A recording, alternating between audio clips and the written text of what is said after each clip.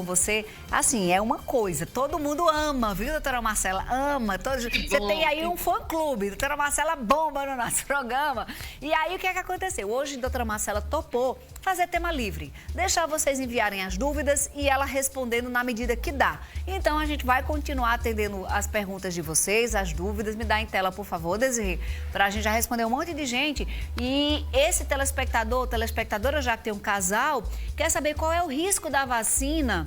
Ela citou a da AstraZeneca, mas eu falo de uma maneira geral, doutora. Para quem tem varizes, teve algum estudo, teve alguma relação com circulação e Covid? Então, Fernandinha, a gente falou disso na semana passada, né? A vacina da AstraZeneca tem sido associada a alguns casos de trombose ou de hemorragias e, assim, algumas pessoas têm relatado estar com medo de tomar vacina. A gente explicou bem direitinho que essa reação que acontece na AstraZeneca é, na realidade, uma reação imunológica, é como se fosse uma alergia. Não é uma alergia, mas é como se fosse. Aquele paciente, ele vai desenvolver alguns anticorpos e esses anticorpos, eles vão destruir as plaquetas daquele mesmo paciente.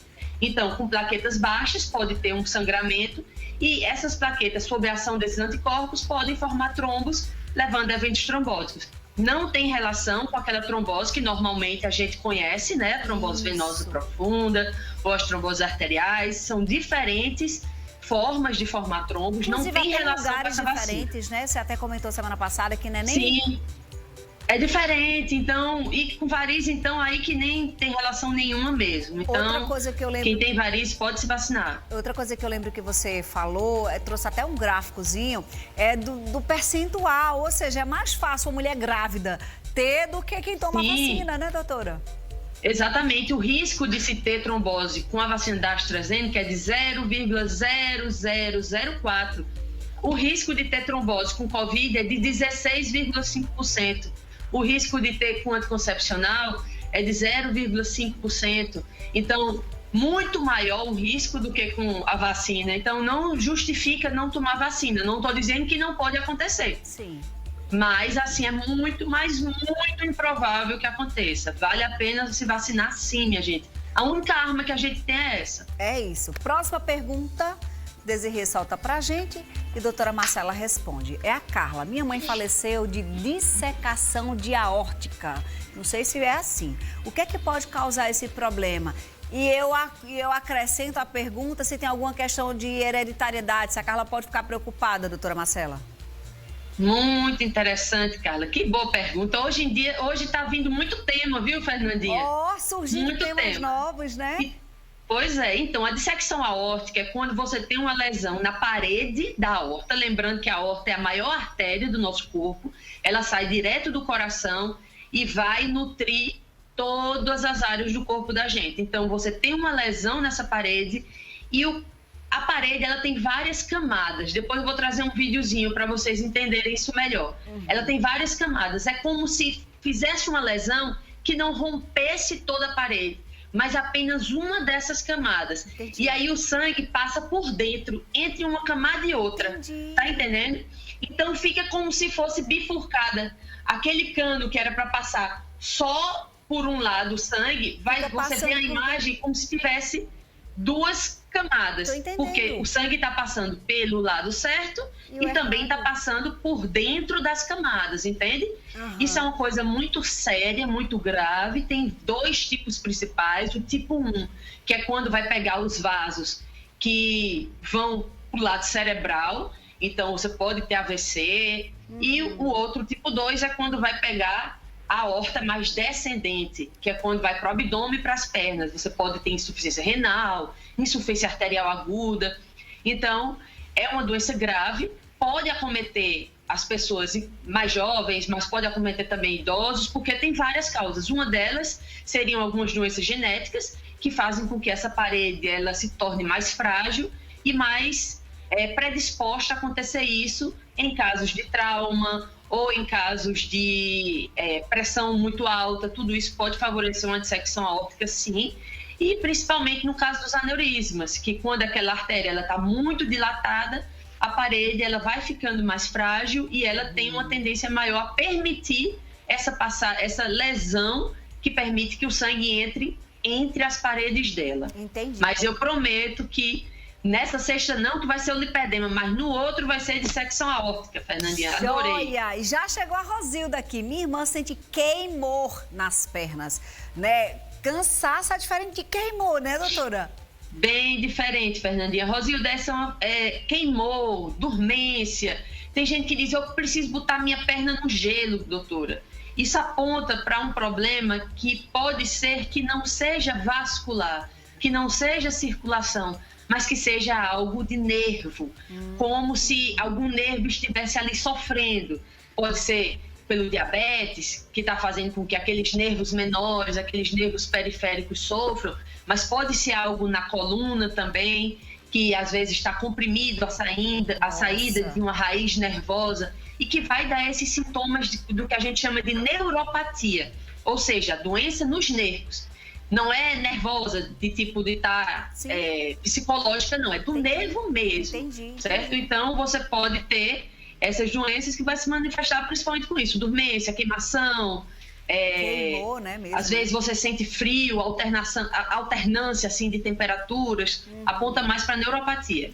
Ô, diretora, dá tempo, doutora Marcela, daqui a pouco eu vou mostrar como é que tá o nosso WhatsApp. Pronto, ela liberou mais uma. A Lília Cátia, há 2 semanas ela sente uma dor no calcanhar.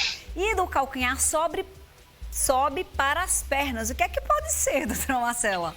Pode ser tantas coisas, entre elas o esporão de calcânio. Não sei se você já ouviu falar, Fernandinha, que é quando uma projeção óssea ali no osso do calcânio começa a crescer e faz como se fosse um esporão mesmo, como se fosse uma espícula. Dói muito, nossa, o paciente não aguenta pisar. E aí é principalmente na pisada do calcanhar, que é quem recebe a maior carga, né, quando a gente está caminhando.